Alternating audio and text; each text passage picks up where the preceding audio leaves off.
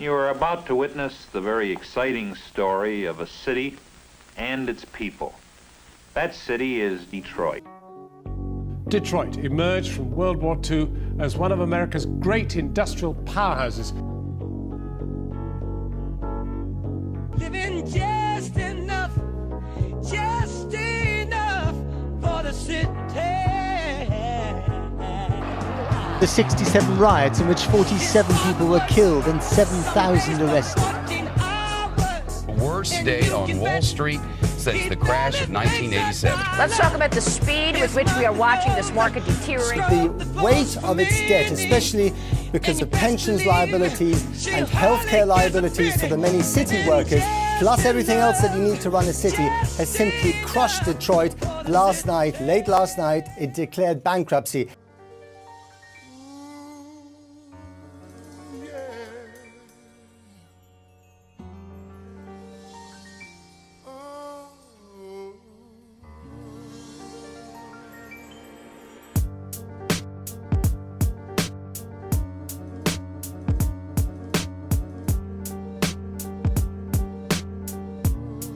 I believe Detroit is on the front porch of the greatest urban comeback story in its nation's history. And it's because we've learned to put our petty differences aside and focus in on things that benefit the whole community. That's why we're going to be successful.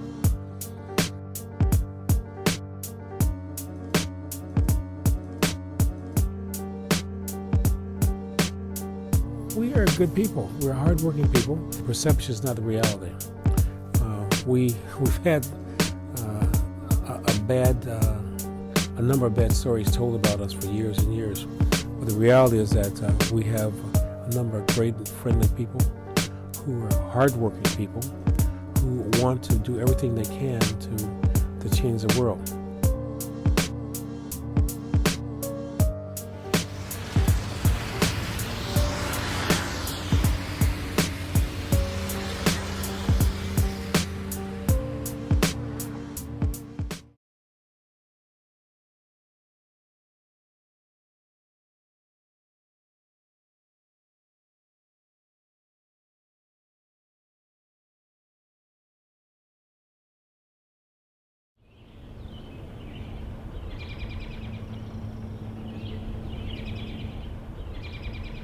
This house is not a dead zone. It's a happy place. I've been rooted here for almost 7-8 years now. I went through a program called Paramount Land Holding. They had a sign in the grass and it said $500 down, $295 a month, and you will go into a 15-year payment agreement. But you bought the house as is. I've never once got any tax notification about the house. Something told me to look into the Paramount Land Holding thing that closed down, and it came up that they were flipping houses. Then this postcard come in the mail and saying call this number for property foreclosure. When I called the number, sure enough, they told me that the house was up for foreclosure. I did everything in my power to do research on what was going on because I couldn't get help when I needed it. So this one particular day, the kids are in the front yard and they're playing. And my son come in the house, he said, "Mom, it's a lady outside in front of the house. She wants to talk to you about the house." And she said, "Hi, my name is Michelle," with this beautiful smile. And she's like, "I'm working with the Tricycle Collective and we were talking about foreclosed homes and we wanted to help." I was already in. I already had money put up in the books to hold my spot for the bidding process, everything, when I talked to Michelle. The day of bidding was drastic. Michelle would call me and she was updating the day of the auction. She's like, "Don't worry, Jakaya, it's a $600 bid on it." She's like, "But that's okay, that's still low." Another car pulls up and it's a guy. It's an older white guy, and he walks up to the steps and he said, "Do you know your house is up for foreclosure?" And I'm like, "Yes, I do." He like, "Do you want to stay here?" And I'm like, "Yeah, I do." He like, "Oh, okay, well, good luck." As soon as he left, the price went up and it grew rapidly. I'm frantic at this point in time. I just dropped down to my knees and I just cried and I prayed. And she like, "Don't worry, I'm gonna do a proxy counter bid." The proxy bid, do I want to go through it?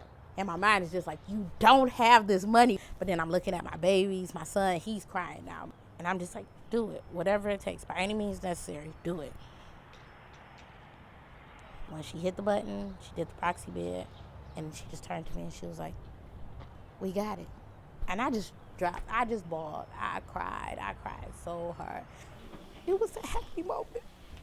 I still am thinking about it because, like I said before, going through the situation was terrible. Right now, we have started reconstruction again. We are working the basement up. Then the next project will be the kitchen and this main floor. And then we'll go work our way back upstairs to the kids' room. But we're gonna get it together slowly, but surely it's gonna come along for us.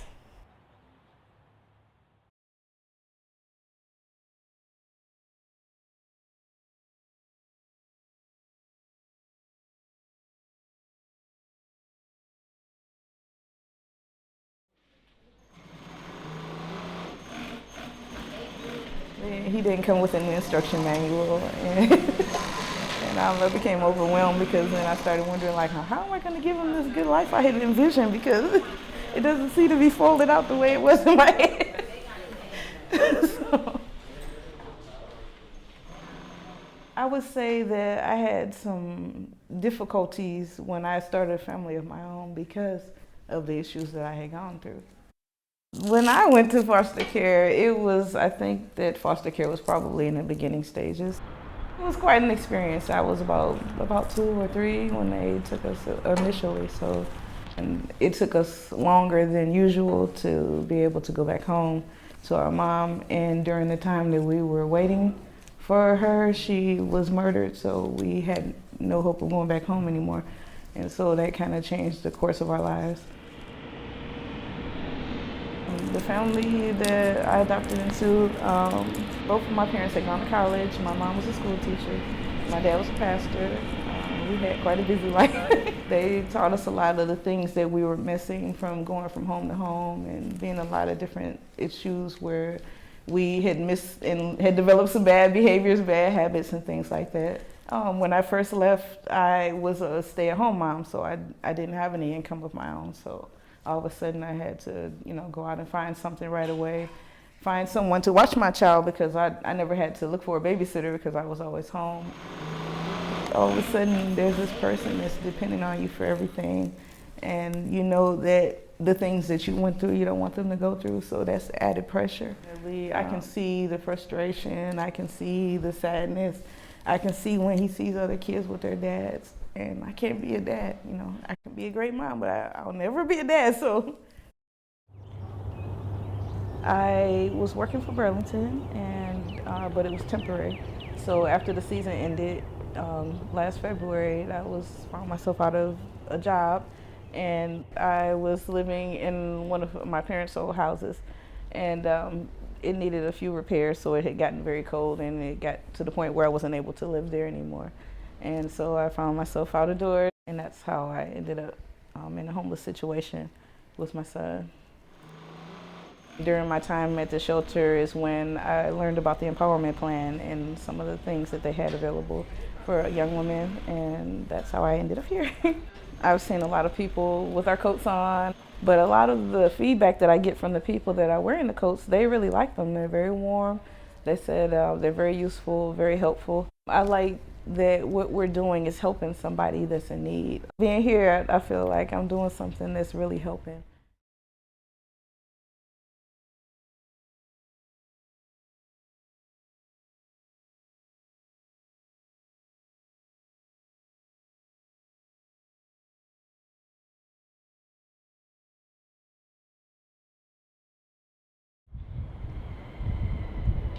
I say I'm very different.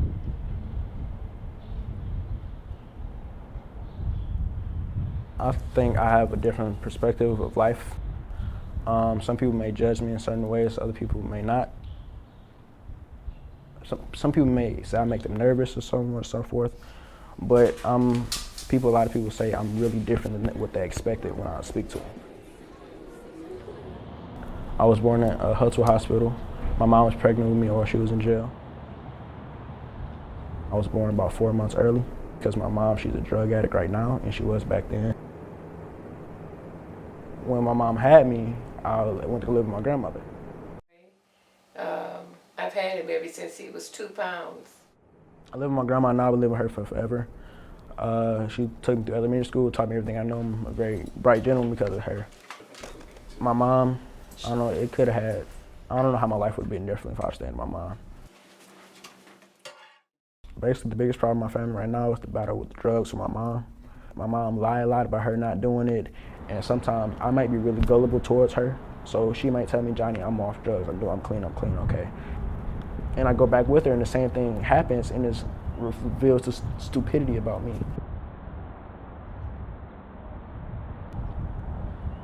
My dad, I don't really know him, not because he wasn't there. He died from cancer.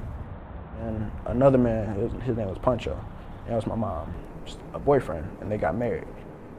I looked up to him as a really great father figure. He was like my best friend. We did everything together, basketball, he taught me everything. He got me into working out and stuff like that.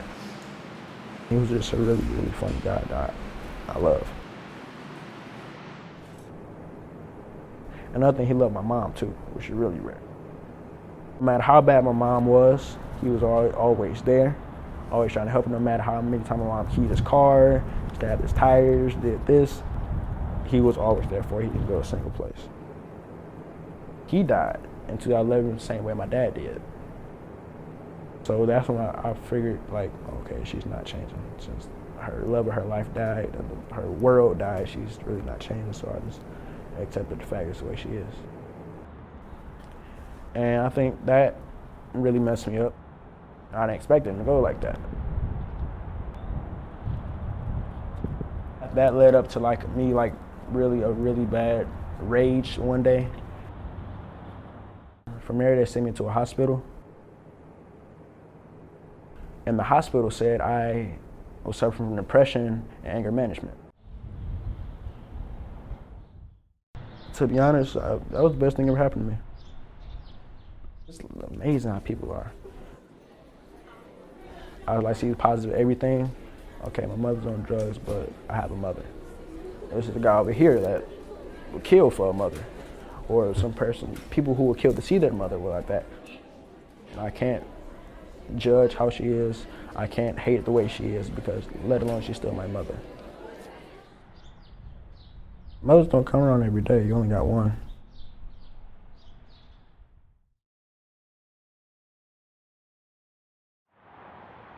I always love this city, and I'll do anything I can to help it. You know, because I am a Detroiter. I was born right down there. We lived at 606 Mount Elliott. And I know the area, but right now, I swear to God, I couldn't find it because Detroit has changed so much. I had a wonderful childhood here. There was always at least 8 kids in the house at one time. It was safer then. I had 3 kids, 2 boys and a girl. My oldest passed away in 2014. He would have been 48. It still hurts when a parent loses a child. It hurts forever. That's another reason why I let go of the house, because it was just too many memories there. When I first moved on Fielding, we didn't have any vacant lots, none. I lived in the neighborhood, like I said, 45 years, and I knew everybody there, so that area was more like my comfort zone, because everything and everybody that I was dealing with in life at that time, we were all in the same little area.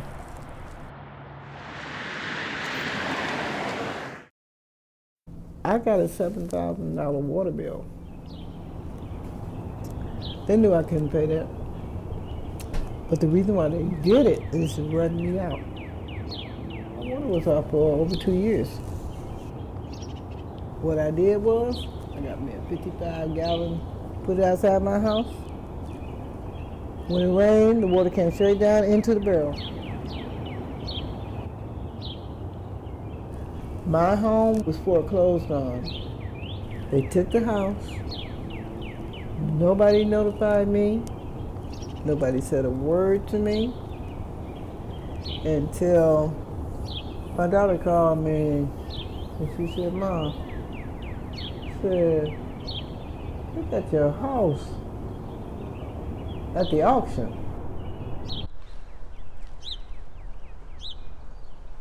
Detroit, no matter where I am, what side of town, where I am, this is home for me.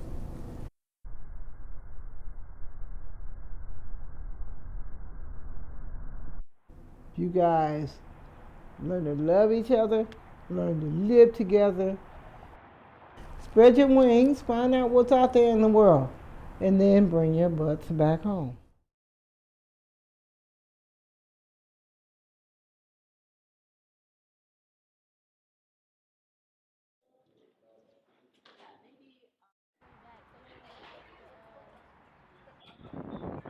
My name is Rashawn Black, and I attend University Prep.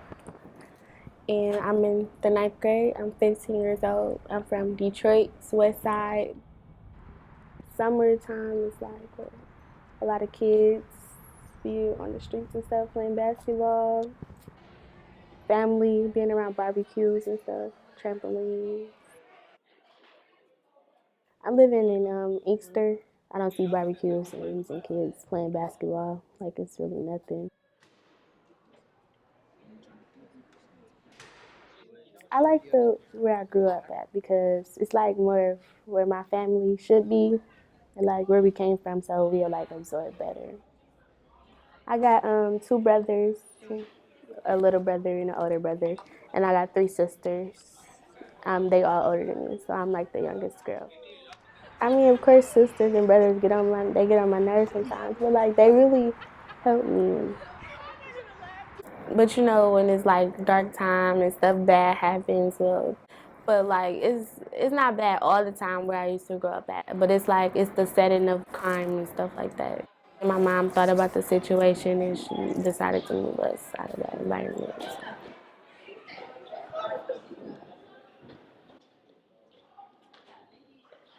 Like I got an older sister. She's about 19, and she actually got killed, and it was on the news. It happened. I mean, cause my mom, she found out from the news because she didn't know if it was my sister at first, but when she watched the news, it like, it let her. It was her. Like, it told her that like what happened. She just knew it was her. So like that's why she started watching the news and stuff. It's like I'm really concerned. Like, is my family in danger, and like my friends' family in danger because of all of this shootings and stuff. My mom wants to move now because there's so much that happened in our family because of the crime here. It's just a good thing to be to care about your family. It would be like a nightmare if I was to lose one of my family members, not just the ones in my household, but like my grandmother or something like that. And like, it's really important to have your family around you.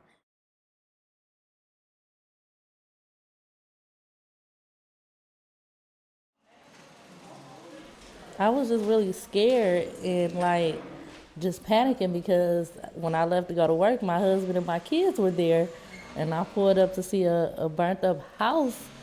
My instant thought, like, where's my kids?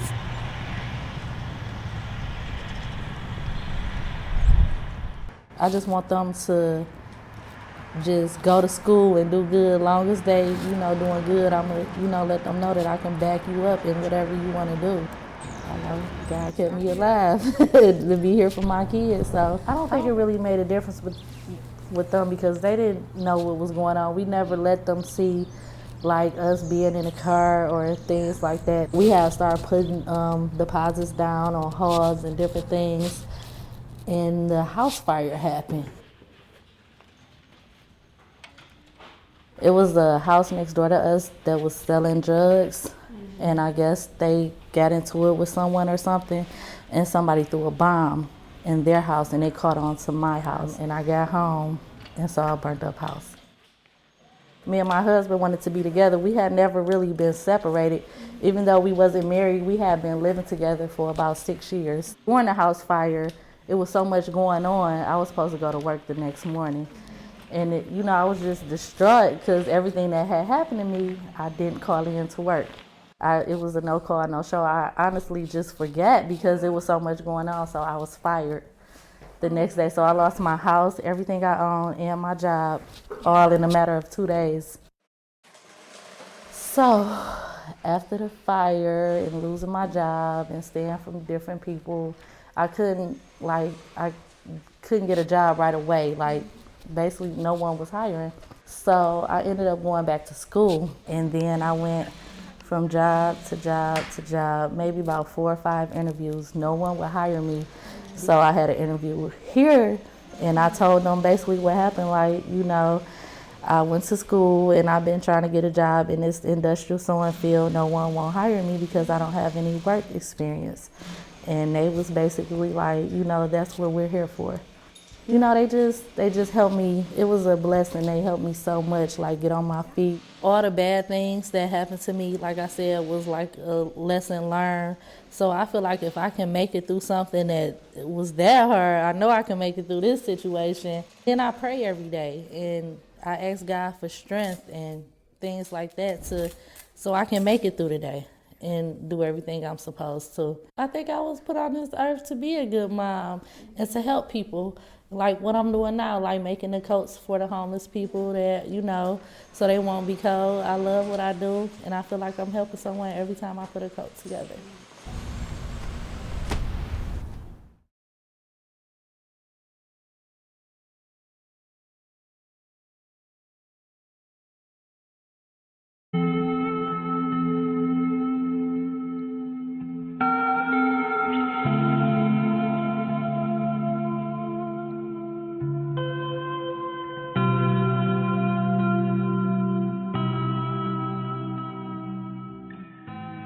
Home to me means family, stability.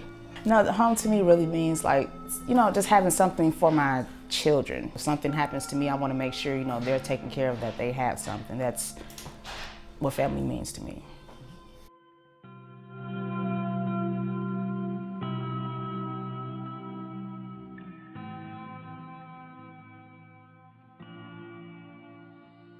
My name is Cassandra Mathis. I'm 29. I stay in Detroit, Michigan.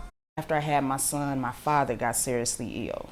So out of 7 children, all the responsibility fell on me. So I took care of my dad for 7 years. He had high blood pressure, hypertension, renal disease, congested heart failure, kidney disease, heart disease. It was just a lot. So basically I took care of him up until 2013 when he passed. My dad wasn't as bad as everybody thought he was. He didn't know how to raise kids. His dad wasn't there, so he just did it the best way that he knew how. His mother beat on him, so I guess as the generational curse, he had moved on to us, and then we went into foster care and went back and forth. But I held a grudge against my dad for a long time, but when I spent the time with him, I understood the way that he was. When he passed, it hurt me a lot because I was with their father also, and I couldn't leave my dad because their father, my 3 oldest ones, was beating on me. So once my dad passed, I was finally able just to let go. I took my kids, took them to a domestic violence shelter, got myself together, came back to Detroit. I met him at a shelter. Once again, I was in foster care. I'm not even gonna lie, we became smoking buddies, smoke weed every day. I guess at that time, I was trying to get back a relationship with my dad, and my dad didn't want to be bothered, so as any typical young teenager, they're gonna look for love in all the wrong places. The first time the abuse started happening, I'd have left then. Because I knew where it was going, but I was so stubborn and wanted to be loved so bad. I can admit that. I just wanted somebody to love me. My two oldest ones, when we were staying with their father, we were hopping from house to house to house to house. And I didn't want that continuing for my kids. As a mother, you're supposed to protect your children at all costs, even if it's their father or somebody you know. Regardless of what it is, as a mother, your first and foremost priority is to protect your children. What most matters to me is their happiness. I try to shelter them from as much as possible. I can't shelter them from everything, but as long as they're happy, that's all that means. That's all that means. That means everything to me.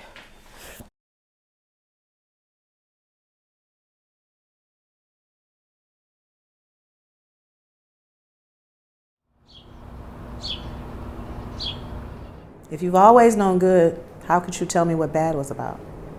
And if you've always lived a horrible life, you can't fathom what it is to live a nice life.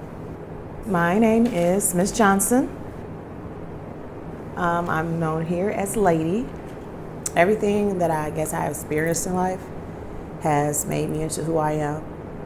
My family was considered to be like the Huxtable family. I was already taking my father's illness very hard. He had a couple of light strokes and a massive stroke, which initially took me from continuing my education at Michigan State University and brought me home to Wayne State University. It started putting a lot of stress on me, and I had just became a new mother.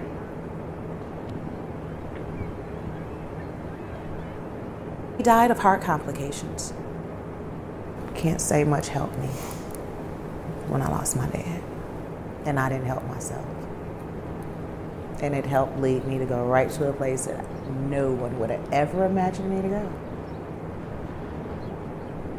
I delved into the underground world, was around a lot of the wrong people, and lost like 5 years of my life. But when I say the underworld, that means where it goes to controlled substances, legal weaponry, and things of that sort. And right to prison. Monopoly game. Pass go, right to prison. Lost years of my life just for sitting in the passenger seat. And they said, well, you shouldn't have known him. And you were too smart to be around him, so this is your punishment. As I said, I went into a lot of learning and trying to wake up from the nightmare every day. It will test your strength as far as your emotional, your physical, your mental, your spiritual relations. And if you never went through a trial and tribulation, you wouldn't know truly what victory was. I have my own vision of where I am going to catapult from that experience. Never stop putting one foot in front of the other, and stay hungry. Don't get content. Never get content. And no regrets. No regrets. Regret what you have not yet done, seen, or accomplished. That's what you regret. Learn from what you did wrong. Learn from what you didn't like. Learn from what hurt you. But don't regret it. Yeah. It's so much about me that makes me smile. I'm happy.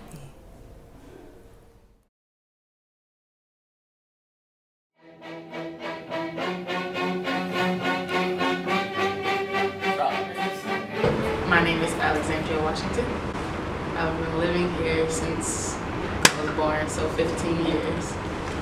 I lived with my mom when I was, I lived with her ever since I was born, but I stopped living with her around 7 years old. She just wasn't able to take care of me anymore, so I had to go live with my grandparents. She wasn't able to, like, financially, money-wise situations, and she wasn't able to, like, take me to school, pick me up, or go do certain things. She didn't have a job.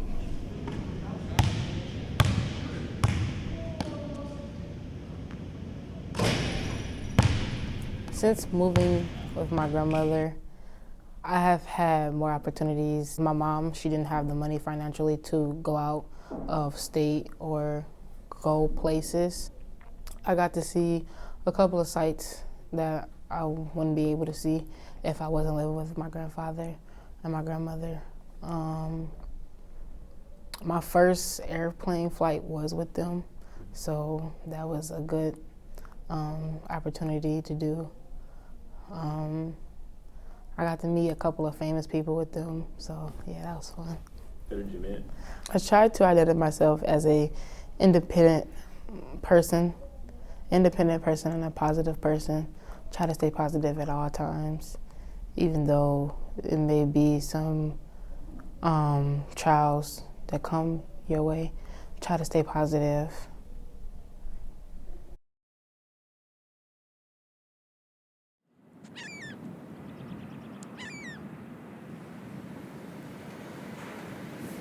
Kind of get your thoughts together by water, or I can. I don't know about everybody else, but I love being around water.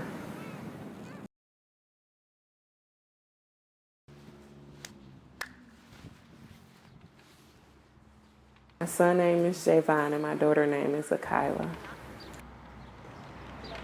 My daughter loves to play basketball. My son likes to deal with science and bugs and things like that. They play. Yes, it's hard.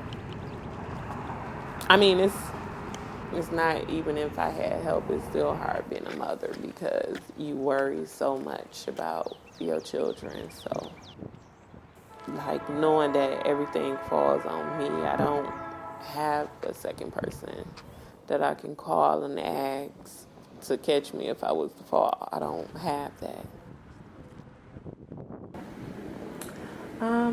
They still dealing with it. They want to know why they not allowed to see him.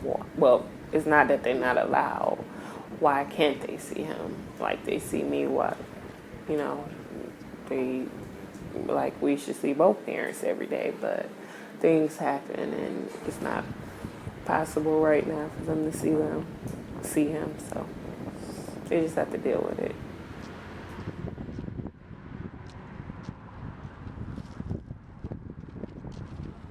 A normal day would be get up, get the kids ready for school, take them to school, go home, get myself ready, look for some type of employment, newspaper, online, filling out applications or sending resumes. That was the normal day before I became homeless. When I was homeless, I didn't really have a routine. It was like random. The only thing that was in the routine was making sure the kids got to school and making sure they got home from school. That was on me. I would drop them off at my parents' house, or we'd go to the library, the park. It depends on the weather. Do the homework. The next 3 years, I would like to be in a better financial situation. I know things will change. Nothing stays the same, so it'll change.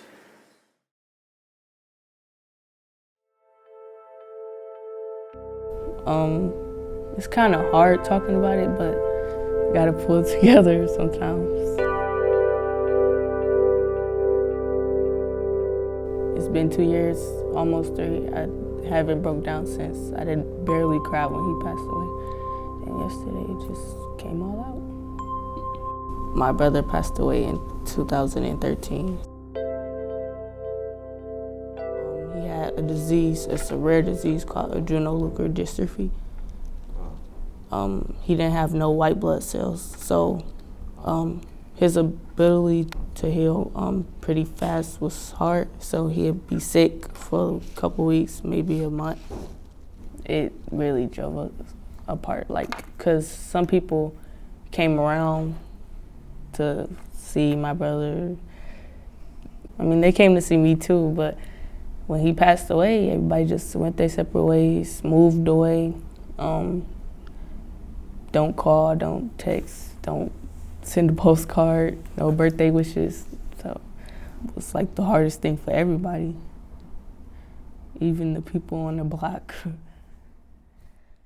We had a lot of family events when I was a kid, but as everybody started going away and passing away, it stopped. Like my stepdad's grandma, I call her my grandma, and my auntie, they passed away.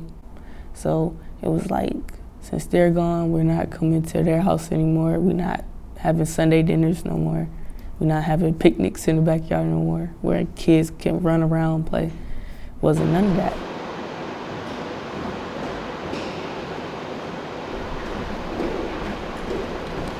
It was hard at first. It was work. Didn't want to do it anymore. My behavior was pretty bad. Then I took grief counseling with the school, and it kind of worked out well. My brother, the one that passed away, he kind of reminded me that life is short. I was only 12, I think, when he passed. So just gotta live it to the fullest and try your hardest.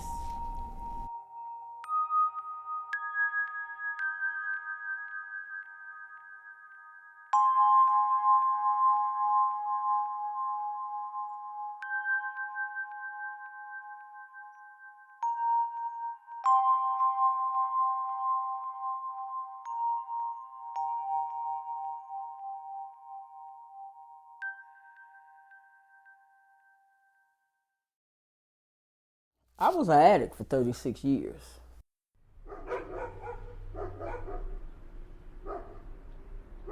Heroin, crack cocaine. It took me 36 years. I was out there for 36 years in the lifestyle. I married a man who told me if I marry him, I could have all the drugs I wanted. But that lifestyle caused me to lose custody of my kids, right? And I was dying towards the end. I was getting towards the end of it in 2006. I was dying, literally. I knew I was dying. And I was living in a crack house. That's how I was getting my drugs, because I didn't know where he was, and the kids were gone. I was 16 in high school. It was just smoking weed. Well, actually, we was drinking wine and smoking weed. And it was, we were, just having fun building our homecoming floats. It was cool. We smoked, And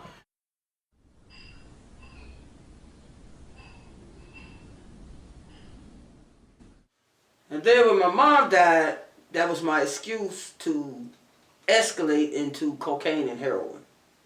Because I was like, why did she have to die?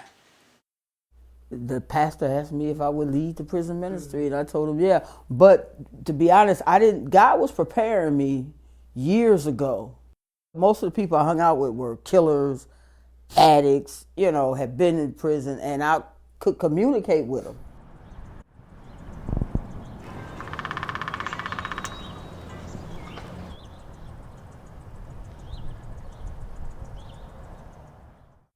I ended up at the bus stop, and I asked the bus driver to take me to the Herman Kiefer Hospital, which is where the city of Detroit would place you in the drug program.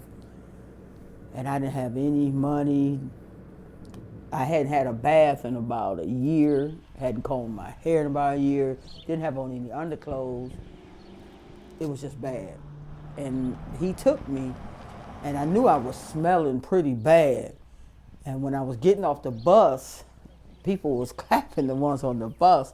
And I was like, oh man, I'm sorry. I know I smell y'all. I'm sorry. And he was like, that's not why they're clapping. They're clapping because they want you to go in there and get yourself together. I said, okay, cool. But deep down inside, I knew that if I could just make one step, make some kind of effort, that God would help me. And I went in there and I had to go through detox. That was about 60 days. And then rehab was 2 years. And he did. And when I got out, I didn't even have to go to court to get my kids back. They just sent them back home. He get all the credit. He get the credit for all of us sitting here right now. Because anything could have happened. We didn't have to wake up. I like to help people. Yeah. I don't know, like, what kind of doctor I want to be yet, but yeah, I've been saying that since I was little. Like, every time Mama asks me, I say I want to be a doctor. She said, you gonna switch? I'm like, no, I don't want to be nothing else. My name is Daisha Stewart. A lot of girls from my middle school and elementary, like, they didn't like me, so they said my attitude was bad and stuff. But I'm goofy if you really get to know me. My daddy, we did everything together. I really wasn't around my mom like that. But we did a lot together. And like, I go over his house on weekends, or when we got breaks of school, I go over there and stay with him. And he'll take me out to eat, get my hair done, all that. And we just have fun together.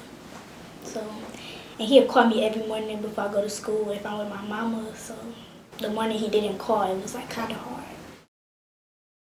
My dad died a couple months ago.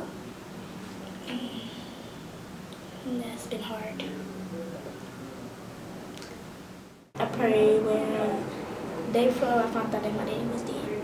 Because I knew he was sick, so I prayed for him to get better and stuff. And then when I got the call, it was just like, I was mad for a minute, like, God just wanted him up there, I guess. It feels good, like, to be around my family every day and,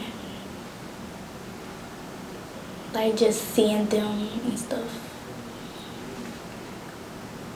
And, like, they always there for me, like at the hospital, and I wake up, they'll be right there by me. It's like, family come first before anybody, so. I got, like, scoliosis. I go to the doctors, like, every day. Like, I miss school, like, a lot. Say if I go to the hospital Monday, I'll be in there, like, I have to spend the night until Tuesday and then go back. They'll let me go, and then I'll come back, like, Thursday night, because I'll be in so much pain that I can't take it. It's hard because, like, my family, they don't like to see me in pain or crying and stuff. So, like, I be, like, bored up, like, on the floor just screaming and crying. I gotta get surgery, but I don't want to. Because, like, I know somebody that died from getting the surgery because the doctors didn't do it. They say I'm gonna be asleep, but I don't like to hear about it, or, like, I don't like pain. I don't like to hear about pain.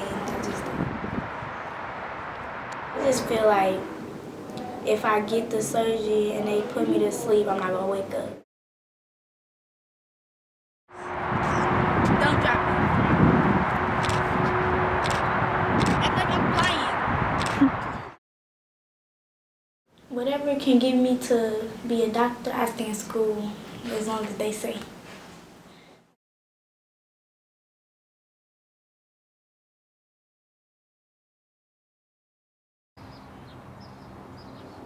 Ethel Rucker, I'm 29. I was born in upstate New York, Rochester. Like, my father, he's still in upstate New York, and my mother is here. And they divorced when I was younger, around 12. I have actually 6 siblings. Some people would see my characteristics or how I am as kind of antisocial, but not really, because I have siblings. So I'm not in need of many friends, if you will. I don't want to have to leave the city to get better education for my children, because right now it's not that good. Ages 10, 8, 6, and 18 months. I have 4. 4 children.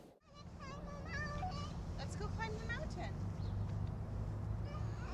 He just had them for the summer, and I get a paperwork in the mail stating that the children have moved to New York and it had his address on it. I'm like, they are still here with me. So I looked into it, and it was like, well, the children was with him for more than 2 weeks, so he's saying that they are with him now. So, and I'm like, that's not true. What's going on? So I ended up packing up everything and leaving, because anyone who knows me knows my children is my #1 priority in anything. Thank God I was able to get into COTS. And being able to be in COTS, that was the first time we had our own beds. They was able to have me go to their clothing store to get like interview attire. And then the empowerment plan went there to do interviews. So I went to their job fair and I did an interview with Miss Scott and some of the other managers. And I was able to get in here. My 2 other sons was diagnosed with ADHD, because some people can see it as, oh, your children's bad, they bad children. I'm like, no, they're not bad, they just need to, I need to redirect them in certain ways, so. I don't think If they see the children as individuals, see what their strengths are, and if they have problems, have a plan for them. So children won't slip between the cracks.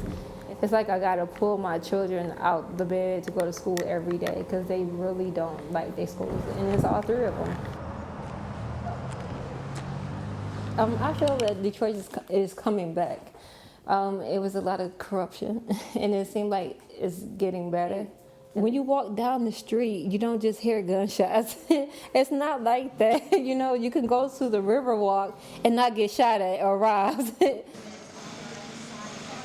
I need to get the ball rolling with my education. I was actually attending school in New York College, and that's my main thing. I want to be able to get my associate's degree without any interference.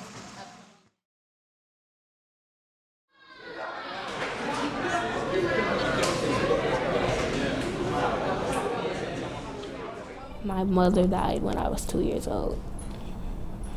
Me growing up, I asked a lot of questions about her. It was never a cause for them to hide it from me. They were openly willing to tell me about her.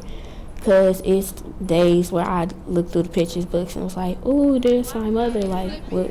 What about her? What stuff do you know about her? I look to my grandmother, my auntie, and other ladies in the family as a mother figure. When I was younger, I used to act around the house, and people would always call me a drama queen, because when we were in the car, I'd just be like, oh no, look at that. And then when she hit on brakes, I just fall for it and stuff like that. And they'd be like, you're such a drama queen, and you need to take up drama. I was like, I'm gonna try to get into drama in high school. Because my dad, he called me a drama queen a lot, so it was just you should take up for drama. When I was younger, I was in the house with my grandma, my father, my brother, my auntie. And then down the street, we had cousins. And then down the other part of the street, we had more family. And then it was just one day in summer, everybody came over, and then it was just all family. We barbecued, we played, and it was just something fun that we had. 3 years ago, after school, my father died in a car accident. It happened on September 5th. I was getting out of school and we were getting on the freeway, and then all of a sudden the car came out of nowhere and hit us. And then when me and my brother got out the car, we seen him laying on the ground, and it was just what just happened? And then I started crying because he looked lifeless, and I thought he was dead on the freeway, and then people was like, he's not dead, he's gonna be okay. Then we got to the hospital. I was in the room with my cousin, and people came in and started talking to her, and me being nosy, I was kind of listening to what they were saying, and that's how I found out. that he was dead. The next day I kind of felt like this is a dream that I'm not waking up from. It's a nightmare. And then a couple days later I was like, this is reality. It's just, you gotta get through it. My family is the most important thing to me because you growing up with friends, you never know, like they might not be there when you need them most, but you can turn around and rely on family to be there when you need somebody. Some people come and go, but then you look back and you still got family to depend on.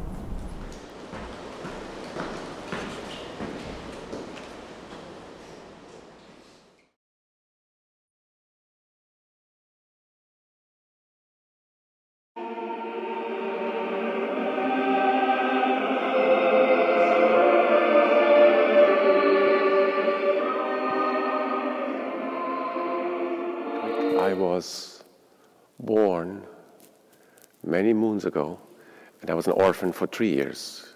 And I was raised by a foster family with my sister and my other siblings. And my father was more the atheist, my foster father, because he was 5 years in a Russian concentration camps in Siberia. My mother was very Catholic, but very open-minded. She taught me to be a free thinker, and it doesn't matter which religion. As long as there's the respect, there is this welcoming, accepting moment of love. In 2005, I had a house in Miami. I sold it, and I said, now we have enough money to buy a church. Can you believe that? Somebody would say, you crazy? I said, no. So I was searching, in Florida it's so expensive. And then all of a sudden Detroit came on the radar, and they had a whole bunch of churches for sale. So I came here in 2007, and I put some bids on churches. And when I saw this church, I said, I'm going to get this church.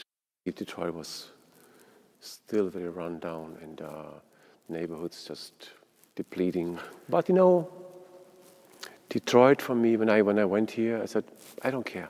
I don't see the crime. It happens everywhere in the world.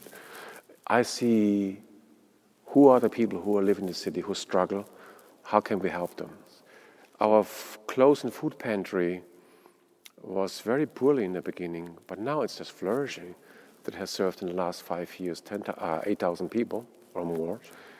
People hear about us, and then people talk to people, and we reach out, and then they bring more clothes and more clothes. It's very fulfilling, because when they come, when we give them clothes and food, and you talk to them, you know, and so you see the personal needs, material needs, but you also see the spiritual needs. For me, it's never if you're black or white or yellow or whatever. I never had this in my mind, this concept that there is a different people. It doesn't matter if you're Christian or Muslim or Jewish, whatever it is. As long as you're a kind, respectful person that shows dignity for everybody, something is happening.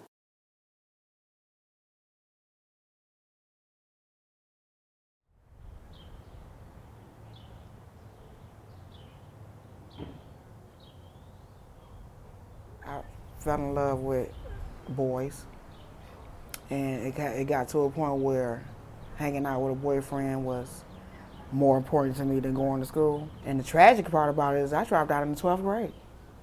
I wasn't failing anything. I was in accelerated classes, a program called REACH, and that was a college-ready program.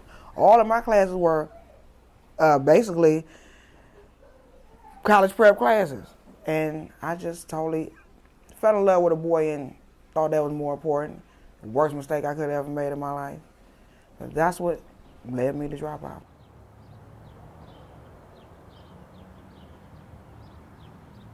My motto is, Jesus, well, God, I know that the Lord will not put no more on me than I can bear. Because as far as, hardships, see how I turned the hardship into a blessing. And I said, I know that was the biggest mistake, but now it's never too late, and I'm getting it done. It's a big field on the side of this abandoned house. I'm about to start a community garden, okay?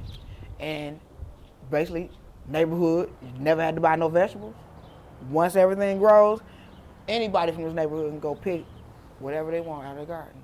That's beautiful. And that's the revitalization of Detroit, right there. Detroit is it. That's the way I feel about it. Detroit is it. Turn the news on, you barely hear anything good. It's always somebody getting shot, or this school getting shut down. So, you know, it's just exaggerated. When there's so many good things going on, all they do is talk about the bad. You gotta look at the positive.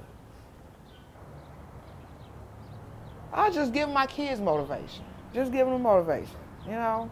Stay in school. You do not, don't stop. I advise them to go to school forever. Go stay in the 4-year college. I know, you know, just 12 years in college for all I care. As long as the more education, hey, the more education you have, I feel like you are unstoppable, unbeatable. Nothing can get in your way. Looking at my 2 oldest daughters, and especially my daughter that's in high school, I feel like I try to tell her all the time because she knows that I dropped out. And I felt like me going back to school would give her more motivation to maybe become a 4.0 student, because she is so happy. She's proud of her mama. And that makes me feel so good. She called me and she said, where you at? Because they knew they had no school. I say, I'm in class. She say, oh, I'm proud of you. I was like, oh. Just get my life together. Be a better role model for my kids. And that's why I went back to school.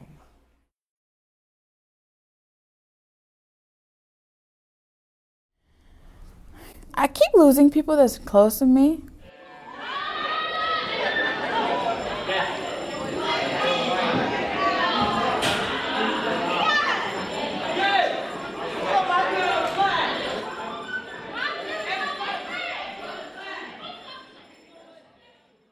My name is Renee Carter. I'm 15 and I live in Detroit.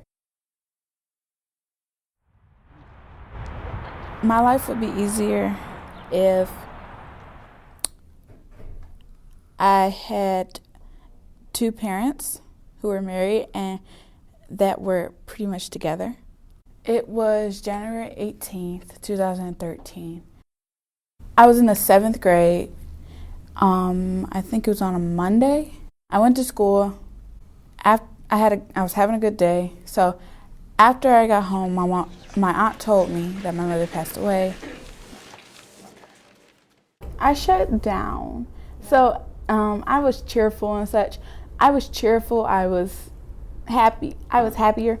But after my mom died, I kind of closed up. I kind of became more shyer, more not talking to people. So then they ended up making me open up more. My mother and my aunt. My mother, which is my aunt. To me, she's the mother of the year, even though she's not my biological mother. I have more friends here now. I was kind of happy. Everyone in Detroit, even though we aren't blood related, we're like family.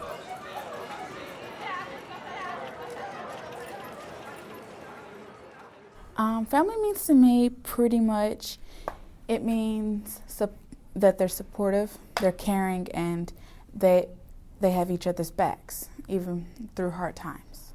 Everyone is not against you. Even if you feel that death is your fault. You are a survivor, and if anyone tells you differently, don't listen to them.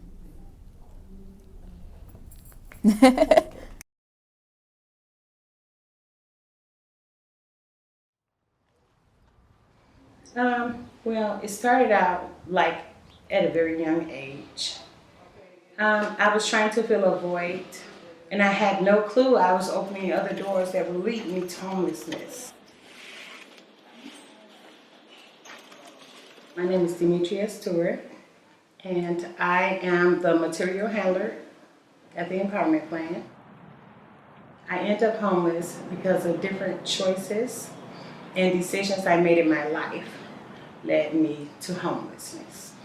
I lost my mother early on, and that was a lot.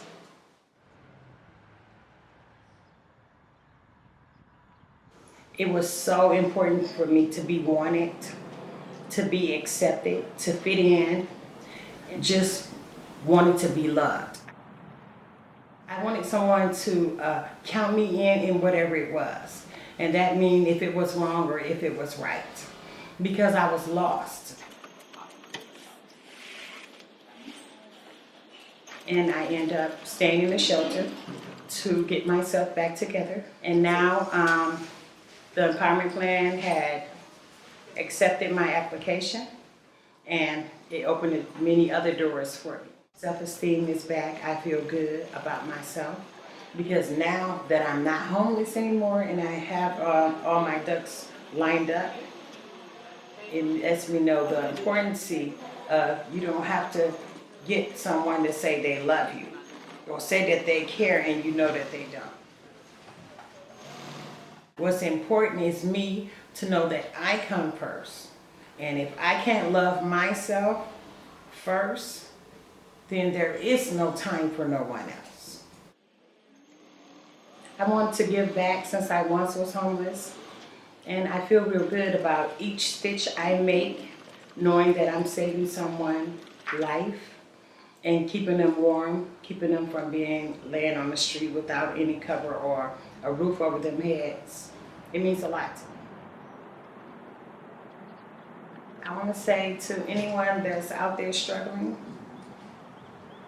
in any type of situation, stay strong and do not give up. It's not going to be easy.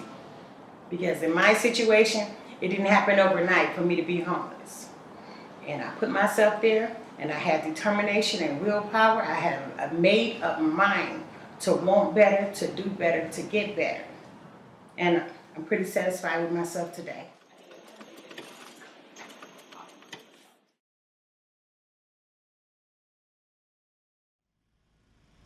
To start, can we have you say your name and age for the camera? Yes, I'm Shayna Taylor, and I'm 30. I have 3 little children, 2 boys, 1 girl. I think for the most part, my childhood was like really good. Like I have a really close relationship with my family. I kind of grew up kind of like shy and quiet and off to myself a lot. From age 18, I would say, on my own as an adult. My mom, she ended up passing away of cancer. And from that point on, it was kind of like a in and out homeless situation where I ended up I had family, but I ended up having to move, and I didn't know where I was gonna go. Afterwards, I went to Wayne State University. I decided to do aesthetics, and I have kids to provide for, a family, so basically I needed to work like right away. And then I ended up losing my job because his father told me at the last minute that he couldn't pick Jalen up from school. So I kind of had to pick him up, and because I was late again, I ended up losing my job. And so I was sleeping in my car, and it was so cold. I remember I was shivering, and I literally thought I was gonna die. I basically ended up financially struggling and everything, and then I ended up at COTS. I got to the point where I said, you know what, I'm an adult and I have children and I have to provide for them, and I love my family and they love me, and they've supported me quite a bit, but at one point you just have to grow up. But when I started working here, I still kind of have bills and owe money, but it's nowhere as bad as before I was employed. because years before I had seen it on the news and I knew I wanted to work here, it's like the perfect job for me. I think my biggest worry is like not being the perfect mom. Like I try to do everything with my kids. As long as me and their dad is in their life and they have grandparents with their on their father's side, I know that they're gonna be well supported. I know it's kind of weird if you say your kids are your best friends, but they've been there like when I was going through like the most difficult times of my life. So, what do your kids mean to you? Everything.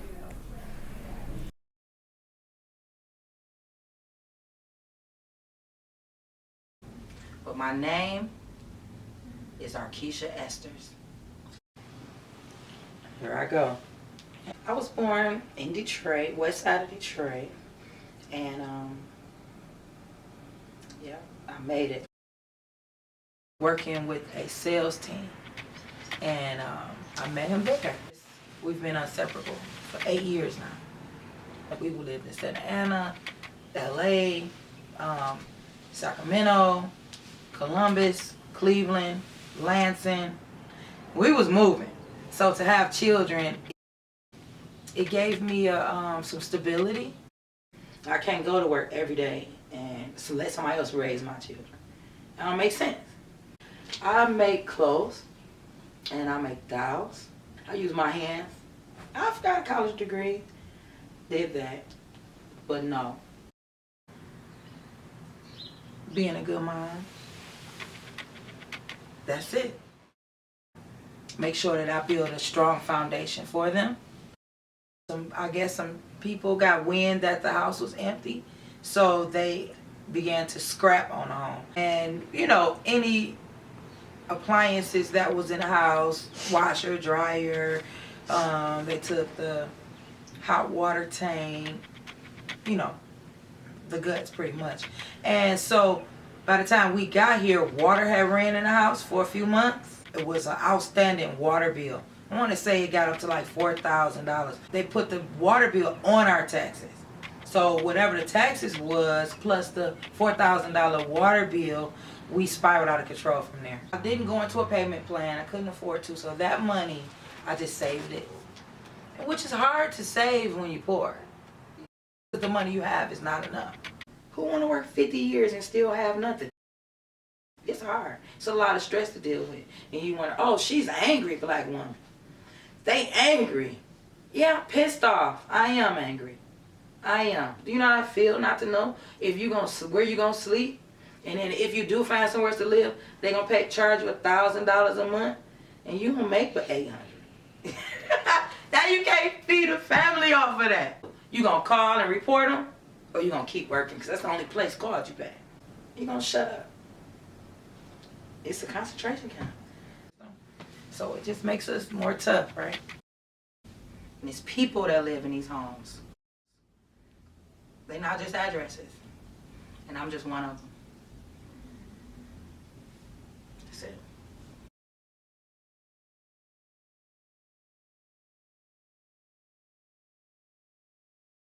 There's no love in Detroit. It's too much hatred. A hatred. Like, we all the same people. Like, we come from the same thing. Why do you guys hate each other so much?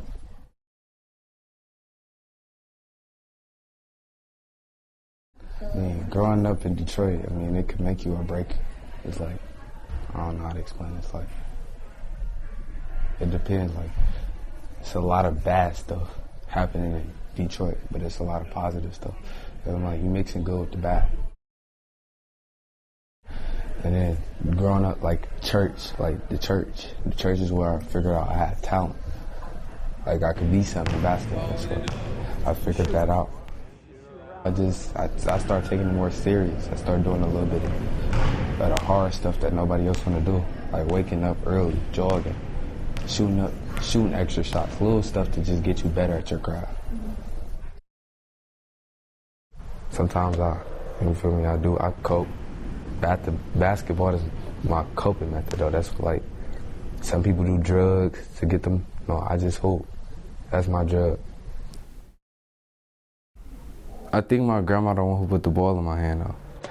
So I mean, I feel like my family is me. Like without them, I wouldn't be the way I am today. I mean, I got some family who do great things and I got some family who do bad things. Well, I mean, I see kind of similar traits in both in myself. Like, I feel like everybody got some good and some bad in them. I feel like I took more than the good though. Took more of the good from my mom's. And my brother, he didn't have a bad temper. He was just a mild person. He was real funny and goofy. Oh, he loved fast cars. Well, my brother got murdered in a car. He got murdered like a drive-by. Michi was just in the wrong place at the wrong time, and he ended up getting murdered. Like they shot up the car, and the bullet hit his lung, and he died. I mean, it made me more angry. Way angry. Like, angry at the world. I mean, I don't show that though. I mean, I keep it to myself. But sometimes my anger could get the best of me. That's why I feel like I need to improve as a person. Angry people get killed. You can't be young, black, and angry. It don't work. You gotta love others. I try to love others how my family loves me. This is how I gotta be. I love my dad, I love my mom, I love my family, I love my friends, and I love basketball. And I love God. That's it.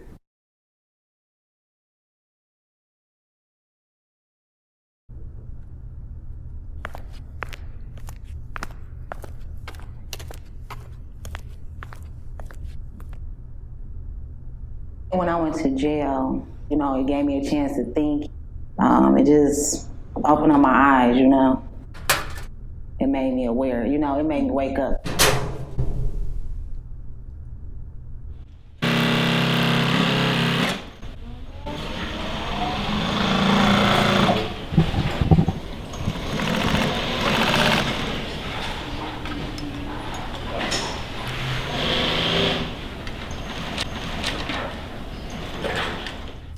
I like everything. I got a lot of help, so I love to give back. I have my own place, me and my twins. I'm budgeting my money better. I'm in GED classes, and I have a steady job.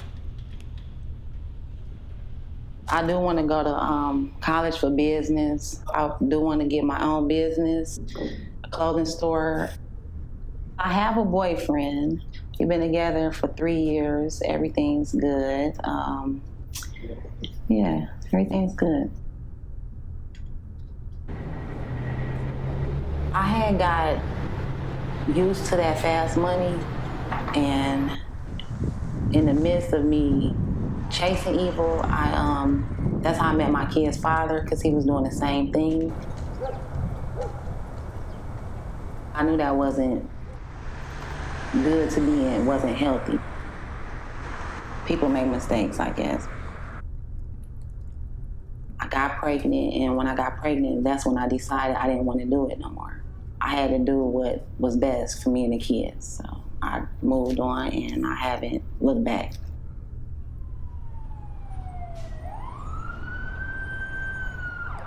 I went to jail because me and my kid's father would fight. Well, he would jump on me, and the last time, you know, I said, this is gonna stop. So I fought back. I called the police. They took me to jail.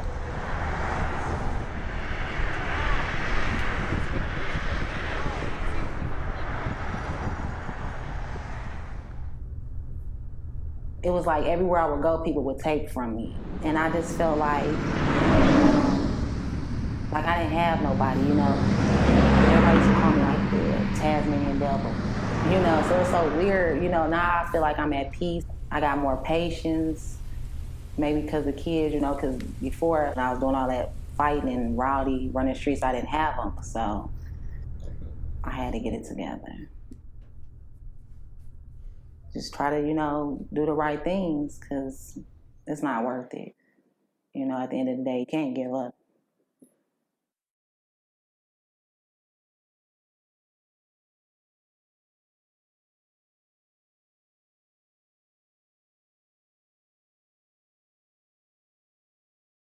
There's so many things that have happened to Detroit.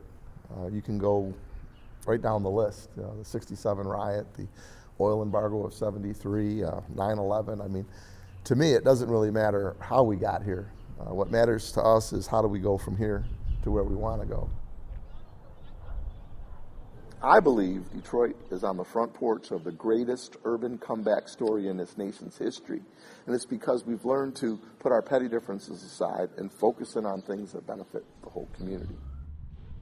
That's why we're going to be successful. I'm one of the folks that decided to stick around and see what would happen. We've lost over 1 million residents, so there's only about 700,000 of us left. But for those of us who stayed, I think the best days are ahead. When my son was 2 and my wife was pregnant with our daughter, there was an abandoned home behind our house that turned into a crack house. And I didn't want to move, and at the same time I didn't want my kids growing up in and around that negative energy. I loved my family, of course, and my kids in the city, and I didn't want to leave. So I got together with a couple neighbors on a Saturday. We boarded up the abandoned home. When the drug dealers came back, they couldn't get in, so they got in their Jeep and they left. And that's really how it started. There's so many different things that we do. When people say, well, what do you guys do? So, name something. We do everything. We trim the trees, cut the grass, put in new swings and slides, and basically do what the city should be doing.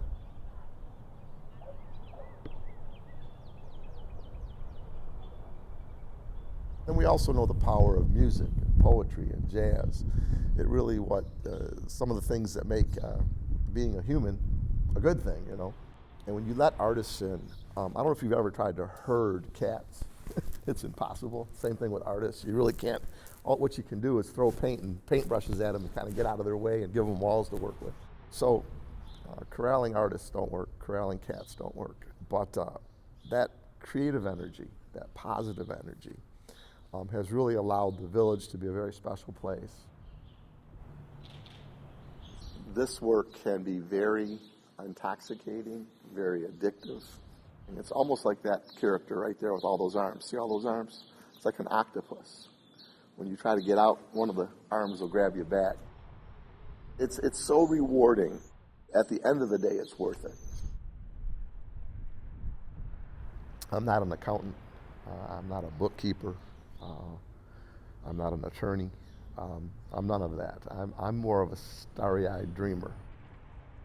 Once I get something in my gut and in my heart and in my mind, it's automatic. It's like, even if I wanted to stop, I couldn't. Because I know that I can make positive change, I have to. I believe in the impossible. And then my job is to convince everybody else to believe in the impossible. And once you've done that, then anything's possible.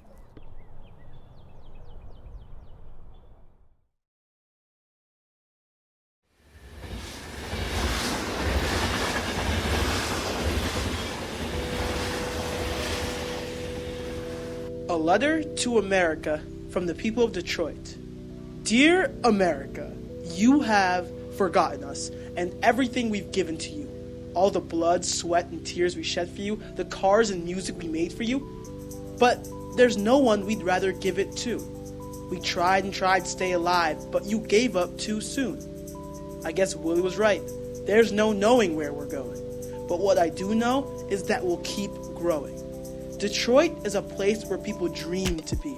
Hope and virtue as far as the eye could see. A place where people could build their legacy. There's parts where the media never gets to see, or they choose to look away. No one notices the joy or hope that resides. America, you need to open your eyes. Postscript. But what do I know about living in this city? A place where the media is never uplifting? I wanted to give them a voice and try to help. But I'll let the people of Detroit speak for themselves.